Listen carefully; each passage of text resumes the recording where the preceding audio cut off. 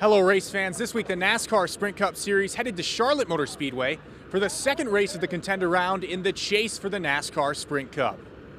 Prior to the start of the race, chase contender Matt Kenseth was forced to drop to the tail end of the field after officials believed that his crew made an illegal adjustment to the right rear quarter panel of the 20 car. Kenseth's teammate Kyle Busch led the field to the green flag for the start of the Bank of America 500 after grabbing his third Coors Light Pole Award of the 2014 season. Busch quickly broke away from all contenders until being overtaken by the 24 car of Jeff Gordon on lap 14. Gordon would go on to dominate the early portion of the race. On lap 97, Clint Boyer ran into engine troubles, ultimately bringing out the yellow flag. Well under caution, Gordon would lose the lead on pit road to teammate Dale Earnhardt Jr.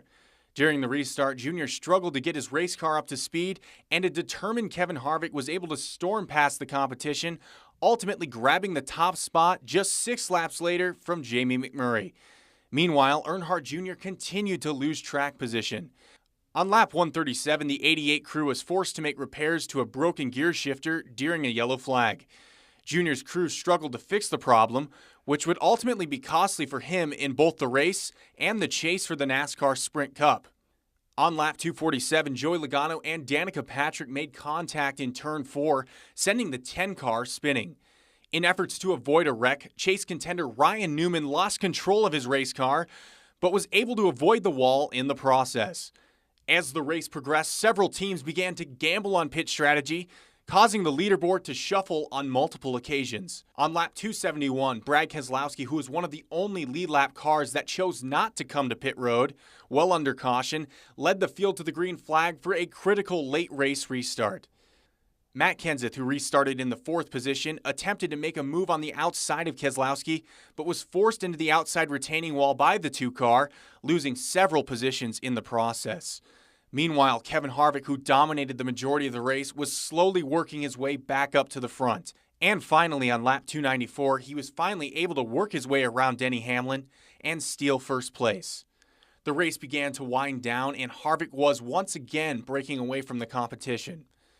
But with only 7 laps to go, this Brian Vickers caution brought out yet another yellow flag. During the restart, with just 2 laps to go, Kevin Harvick held off Jeff Gordon and would go on to pick up his 3rd win of the 2014 season, securing his spot in the next round of the NASCAR Sprint Cup Series chase. This is the round that we focused the most on, in my opinion. We came here and tested. We knew Kansas was going to be crazy just because of the past history since the repave. Talladega is always crazy. It's going to be so crazy with everybody in the offensive frame of mind. Like everybody was tonight, that they might have to move the seats back a few rows. But all in all, it's a great night for us to be able to have to go. The first pit stop, the guys overcame pit guns. The second pit stop was awesome. 2 tires, 4 tires, pit call at the end, a restart at the end, all those things that we've had stuff happen on tonight. We just hit a home run and made it all happen, and still had a fast car and parked it in victory lane, and that's what it's all about.